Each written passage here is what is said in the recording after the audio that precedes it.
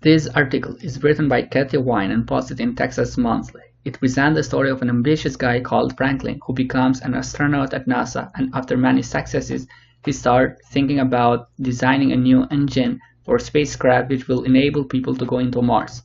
However, his idea wasn't supported by NASA. This situation leads him to start a private company called Ad Astra and continue researches to develop his dream engine.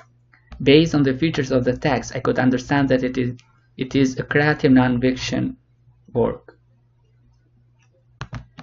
At the beginning of the article, the author started with a vivid by comparing the significance and hard work required for going to Mars with other great inventions like the electricity and first digital computers. A clearer image of the main issue is provided when she discusses specifically about the engineer John Hubble, who proposed an idea to travel into the moon in 1960s, but it seems abstract and impossible from NASA at that time. However, later on they were convinced that John's idea was useful. This situation is similar with one of our main characters, so it adds credibility to Franklin's idea.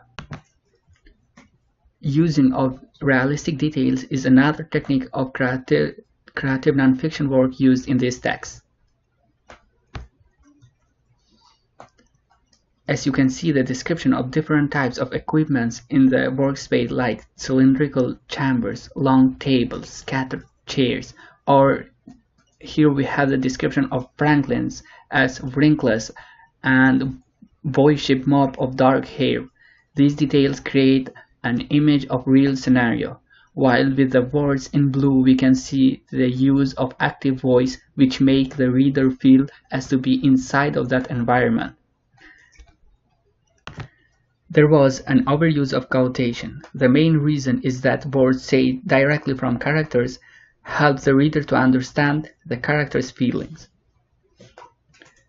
Before I started reading this article, based on my prior knowledge, I was confident that it is impossible to travel to Mars because of the very long distance and dangerous radioactive rays. Based on this fact, I expected from our article to make a conclusion about the difficulties to travel to Mars.